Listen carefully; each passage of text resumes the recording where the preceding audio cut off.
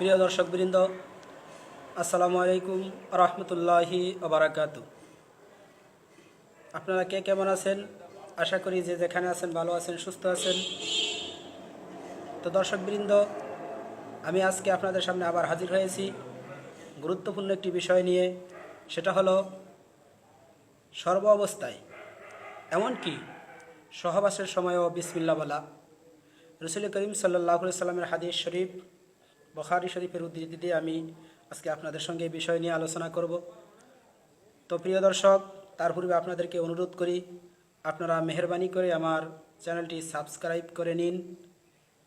ভিডিওটি পছন্দ হলে লাইক বাটনে চাপুন, শেয়ার করে ছড়িয়ে দিন।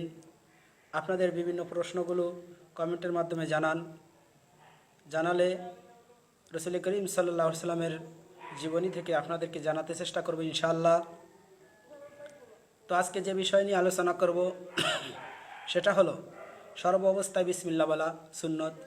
রসুল করিম সাল্লাল্লাহু আলাইহি সাল্লামের হাদিস, হাদ্দাসানা আলী ইবনে আবদুল্লাহ ক্বালা হাদ্দাসানা জারির আন মানসুরিন আন সালিম ইবনে আবিল জাদি আন কুরাইবিন আন ইবনে আব্বাস রাদিয়াল্লাহু তাআলা আনহু ইয়াবলুগু নবিয়্য সাল্লাল্লাহু আলাইহি সাল্লাম ক্বালা লাউ আন্না আহাদুকুম ইযা আতা আহলুহু ক্বালা বিসমিল্লাহি আল্লাহুম্মা জান্নিবনা শাইতানা ওয়া জান্নিবিশ শাইতানা মা রাযাকতানা ফাকুজিয়া বাইনাকুমা ওয়ালাদুন লাম ইয়াদুররুহু। হযরত আব্দুল্লাহ ইবনে আব্বাস রাদিয়াল্লাহু তাআলা আনহু থেকে বর্ণিত, তিনি বলেন, নবী করিম সাল্লাল্লাহু আলাইহি সাল্লাম বলেছেন, তোমাদের মধ্যে কেউ তার স্ত্রীর সাথে মিলনের পূর্বে যদি বলে, আল্লাহর নামে আরম্ভ করছি, আল্লাহ তুমি আমাদেরকে শয়তানের ওয়াসওয়াসা থেকে, শয়তানের কুমন্ত্রণা থেকে দূরে রাখো এবং আমাদেরকে যা দান করবে তাকেও শয়তান থেকে হেফাজত করো। অতঃপর এর দ্বারা তাদের কিসমতে কোনো সন্তান থাকলে শয়তান তার কোনো ক্ষতি করতে পারবে না। তো দর্শকবৃন্দ, আমরা সকলে দোয়াটি শিখে নিব। দোয়াটি হলো বিসমিল্লাহি আল্লাহুম্মা জান্নিবনা শাইতানা ওয়া জান্নিবিশ শাইতানা মা রাযাকতানা। ছোট্ট একটু দোয়া, কিন্তু এর মাধ্যমে আল্লাহ রসুল সাল্লাল্লাহু আলাইহি সাল্লাম বলেন, এর মাধ্যমে শয়তান স্বামী এবং স্ত্রীর মাঝে আসতে পারে না।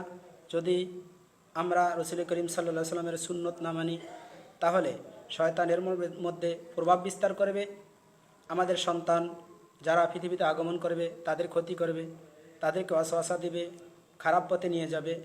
সে থেকে বাঁচার জন্য অবশ্যই আমরা দোয়াটি শিখে নেব এবং রসুল করিম সাল্লাল্লাহু আলাইহি সাল্লামের জীবনী থেকে শিখে আমরা স্বামী স্ত্রী সুখে স্বাচ্ছন্দ্যে বসবাস করব।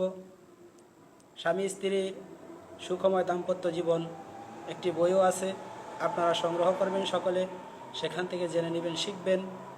তো এই হাদিস শরীফটি আপনারা মূল কিতাবের পাবেন 3271, 3283, 5165 নম্বরে, মুসলিম তালাক অধ্যায় অনুচ্ছেদ 17 নম্বর, হাদিস নম্বর 1434, আহমদ শরীফে 1908, আধুনিক প্রকাশনী কর্তৃক অনুদিত কিতাব 138, ইসলামিক ফাউন্ডেশন কর্তৃক অনুদিত কিতাব 143, তাওহিদ পাবলিকেশন কর্তৃক অনুদিত কিতাব 141 নম্বরে। তো দর্শকবৃন্দ, আশা করি আপনারা বিসমিল্লাহর গুরুত্ব বুঝতে পেরেছেন। সর্ব অবস্থায় বিসমিল্লাহ বলা সুন্নাত। সকল কাজের শুরুতে বিসমিল্লাহ বলা, এটা আল্লাহ রসুলের সুন্নত, সকল কাজের বরকত। অতএব আমরা সকলে অবশ্যই, আমরা যারা বিবাহিত দাম্পত্য জীবনে আছি, আমাদের বিবাহিত জীবন সুখী করার জন্য, স্বাচ্ছন্দ্যময় করার জন্য রসুল করিম সাল্লাল্লাহু আলাইহি সাল্লামের এই সুন্নতের উপরে আমল করব। আল্লাহ সকলকে তৌফিক দান করুক। আবার পরবর্তীতে আপনাদের সঙ্গে সাক্ষাৎ হবে অন্য কোনো বিষয় নিয়ে। সে পর্যন্ত সকলে ভালো থাকুন, সুস্থ থাকুন। আল্লাহ হাফেজ।